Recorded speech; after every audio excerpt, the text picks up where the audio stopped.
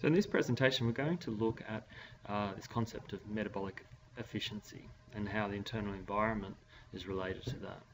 We're then going to relate that to this another term called homeostasis. So first of all we're going to look at the dot point that specifically looks at metabolic efficiency.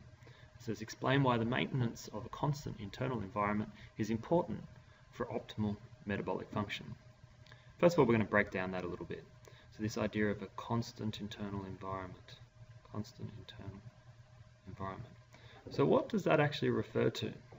So constant internal environment often refers to the area within the cytoplasm inside the cells. The area of the cytoplasm. So the cytoplasm is where the organelles are all suspended in a kind of a fluid, jelly-like material that is mainly water. So that is the cytoplasm, and it's surrounded by the cell membrane. On the outside of the cell membrane, we have an area that we call the interstitial.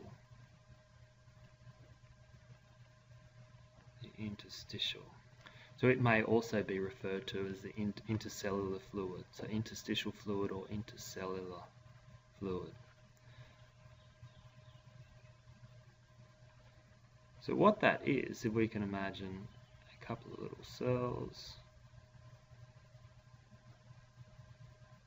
these may be just epithelial skin cells, and they're pretty tightly packed together. However, there is always areas around those cells. So this area here, okay, and this is where the interstitial fluid is.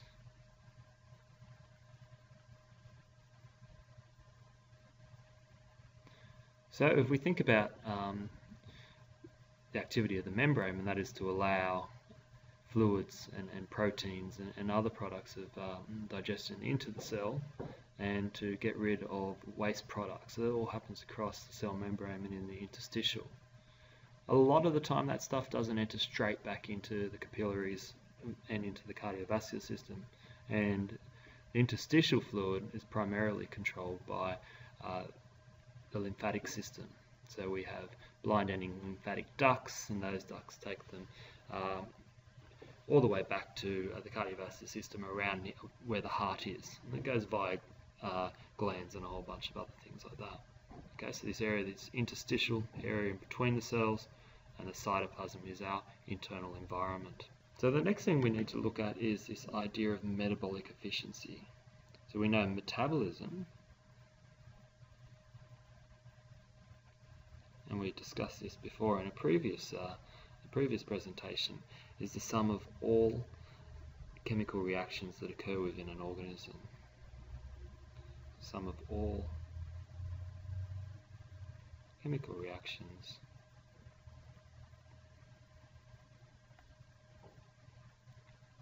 that occur inside an organism.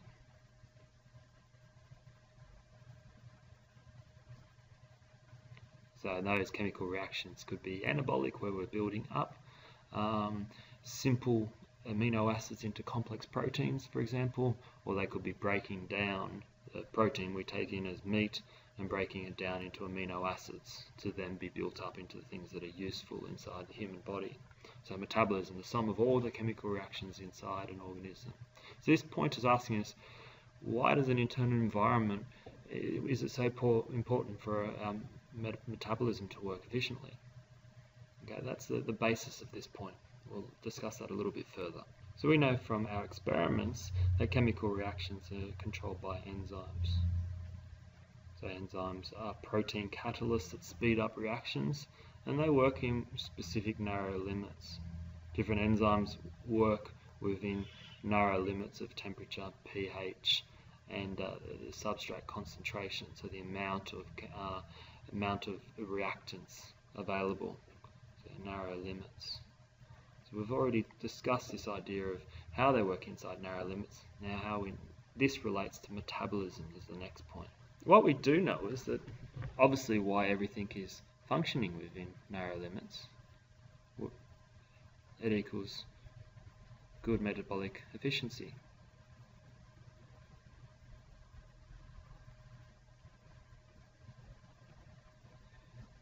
So i.e. if the temperature is 37 degrees, then an enzyme is able to work efficiently to break down or build up the chemicals that are useful for the body. However, outside these narrow limits, what's occurring? So anytime there is fluctuations outside these narrow limits, there's a decrease.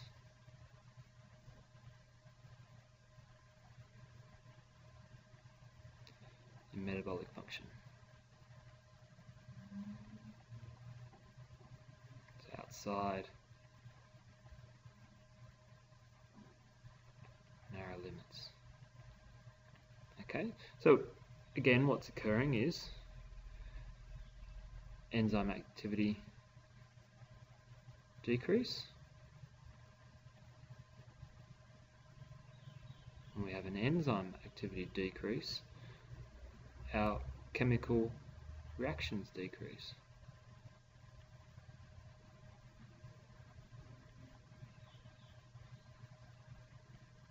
So chemical reactions decrease because the enzymes are not as effective as they would be within the narrow limits that they're comfortable with. So when we have an enzyme decrease, chemical reaction decrease, we have a decrease in metabolic efficiency. So it finally leads to a decrease in metabolic efficiency.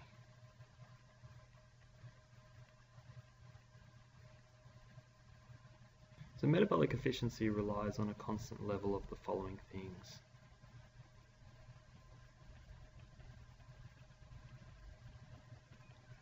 Constant level of the following things. So what are they? So we know it's temperature is one of them. And for humans that is 37 degrees. So if the temperature was to drop too low, what would occur? So if you think about freezing of water in cells, once the water freezes, you have a massive increase in the ion concentration. And this is obviously not good for cellular activity. Okay, so the other thing that can happen is if the freezes, ice expands, and it can burst the cell. So extremes in temperature on the lower range are not good, obviously not good for metabolic function. So we know at low temperatures, low temps, they become inactive. Okay, so enzymes inactive. At high temperatures, the enzyme completely changes shape. So high temperature, the enzyme changes shape. It is a protein, it changes shape, and it's a permanent change of shape, and that can denature the enzyme. Okay, so temperature is important for metabolic function. pH, depending on the enzyme, where it's actually occurring, so the enzyme might function well at low pHs, so in acidic environments. It may also function quite well at alkaline conditions. However, inside the cell, we know the cells are about pH 7. Again, fluctuations outside the narrow range of pH will decrease enzyme activity, and on both extremes can denature. So extremes can denature the enzyme.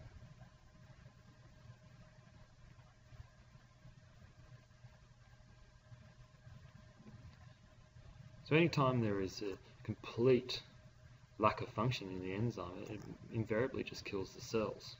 So we have no metabolic efficiency, no chemical reactions occurring at all. The cell can't survive without chemical reactions occurring.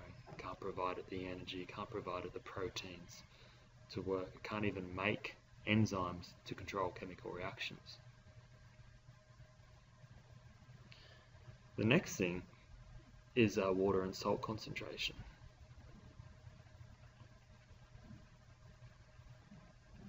So water and salt concentrations are obviously very important. We have too little of the salts. The salt channels aren't working efficiently.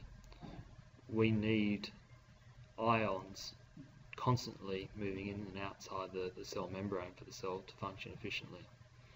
We also need a lot of water inside the cells, or a substantial amount of water, because water is so important for enzyme action because they occur inside. Chemical reactions occur in water. Next bit is the absence of toxins.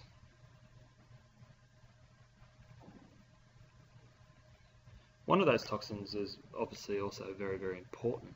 It's something that we're producing all the time, which is carbon dioxide. So oxygen goes into the cells.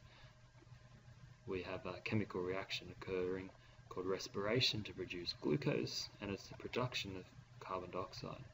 Carbon dioxide in large amounts is actually acidic. It can change the pH of cells.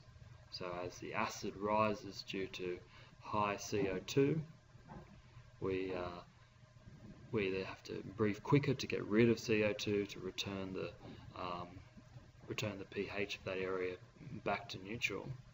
However, whilst there is an acidic environment, the enzyme activity is decreased. So therefore, that's going to affect metabolic function. Now, the final thing is the concentration of metabolites.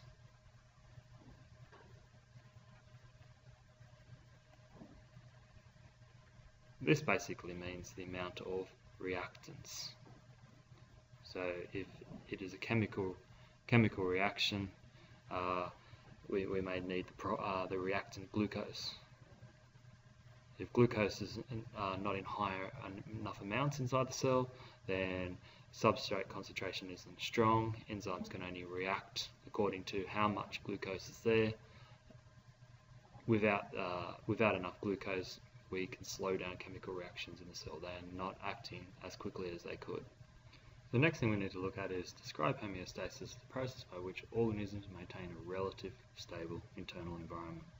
This word homeostasis, first of all, needs to be defined.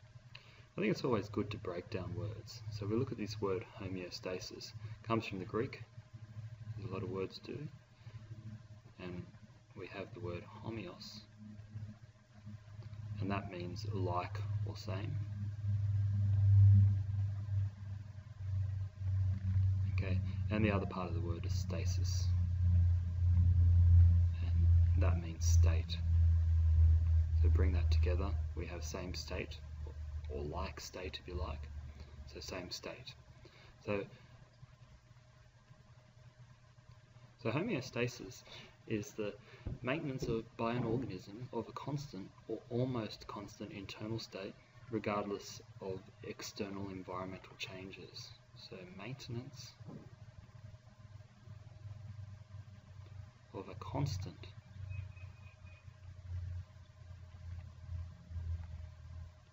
or almost constant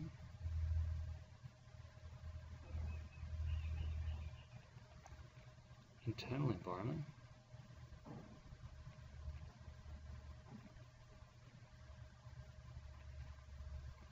regardless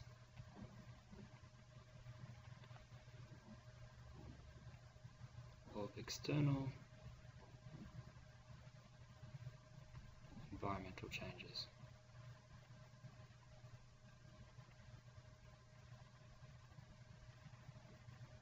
Now it's important in this sense to look at this idea of constant or almost constant. The body can never be at a constant level all the time, but it's this idea of almost constant internal environment. And it doesn't matter what's going on outside the cell, so we know the temperature drops from day to night and days of the week and seasons, so this external environment may change. However, we need a constant body temperature or near constant body temperature of around about 37 degrees for homeostasis or maintenance of this environment. And that looks back to the point before, that maintenance of the environment, metabolic function. So homeostasis looks after all this idea of metabolic function. Not just metabolic function, it controls a whole bunch of other things, or it relates to a whole bunch of other things as well. So how does it do this? So homeostasis undergoes the following steps.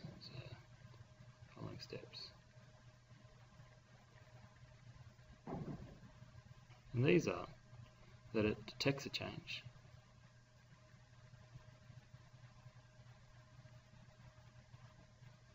and counteracts that change.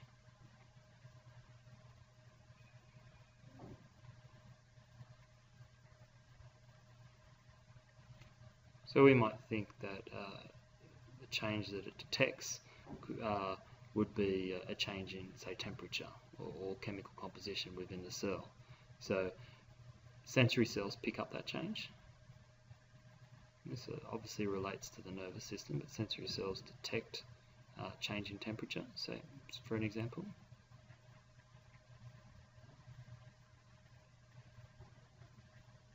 they detect a change in temperature, and the way it counteracts that is we have muscles or glands responding to the stimulus. So they reverse the change. So reverse change. So if it's cold, the muscles will begin to shiver. So in cold environments, muscles begin to shiver and hopefully reverse that change. That shivering causes an increase in the internal temperature, back to homeostasis. Now it's important for this to occur that it must be independently of external changes. So having mechanisms that react independently of what's going on outside the body. So we're going to use the following example to look at this idea of homeostasis. So the example we're going to use is the ambient temperature increases.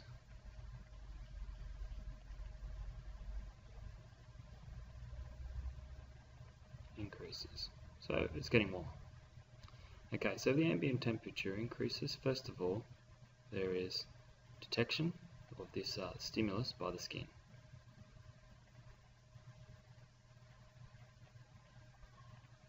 Okay, so there are thermoreceptors in the skin that detect that there is a change in temperature. Next part is there has to counteract this increase in temperature. The way it does that is the information sent from the skin to the brain says it's getting warmer. Okay, and so what it does is it sends a response and it begins to sweat. So to counteract the change, counteract increasing temperature,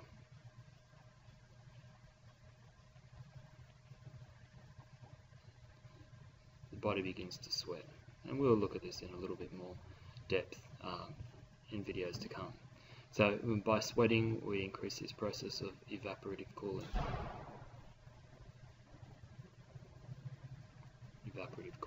And this will cool down the internal environment. So once we have detected it, counteracted it, hopefully we reduce and therefore maintain the internal temperature. This is what we call homeostasis. So we're going to use the following graph just to kind of highlight this idea of homeostasis. Think about this curve being the normal range. Okay, the normal range being homeostasis.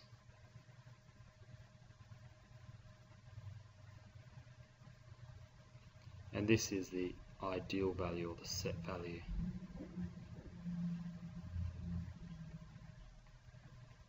Okay, it's not always possible just to maintain at that ideal value all the time. Okay, it's going to fluctuate within this normal range. So if we think about a particular environment, say again internal temperature is maintained at 37 degrees, however it starts to rise because of external ambient temperature. So what does the body do? Okay, so at this point here, once it gets outside this normal range, it triggers a response. So this is the trigger response to counteract increasing temperature.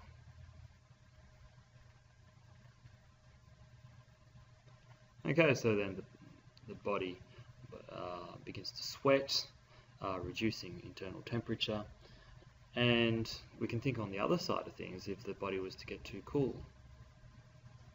Okay, so you've gone for a run at night time, in a cooler environment, so you start to sweat and the body starts to get cold. So at this end, the body triggers another response. A trigger response to counteract change. And that might be to, you're sweating, you're losing body temperature, and the example might be to shiver. So what we can see from here is that homeostasis works in a normal range.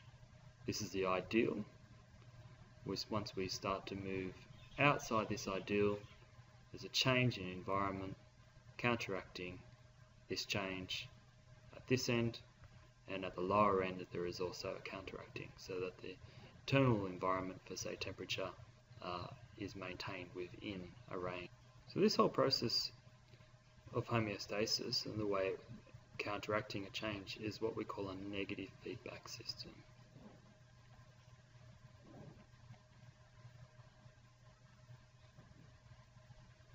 A negative feedback system or mechanism. And it's called that because it's always responding to a change that occurs outside the environment. So the internal environment always responds, counteracts a change, rather than acting ahead of time and shivering before you get cold. It responds to the internal environment getting cold, shivering to increase body temperature again. Finally, to recap what we've learnt today. So in today's lesson we've learnt about the effects of changes in the narrow ranges on metabolic efficiency. So any changes will limit enzyme activity, and any limit in enzyme activity will limit chemical reactions and therefore the metabolic function overall. The next thing we've looked at is this idea of homeostasis, and homeostasis is the maintenance of an internal environment regardless of what's going on outside this environment. And homeostasis works in a narrow range. It doesn't work at a specific set value, but it works around that value within a narrow range. And any changes outside that range, the body responds to by counteracting those changes. And we call it a negative feedback system because it responds to a change in the environment outside the normal range.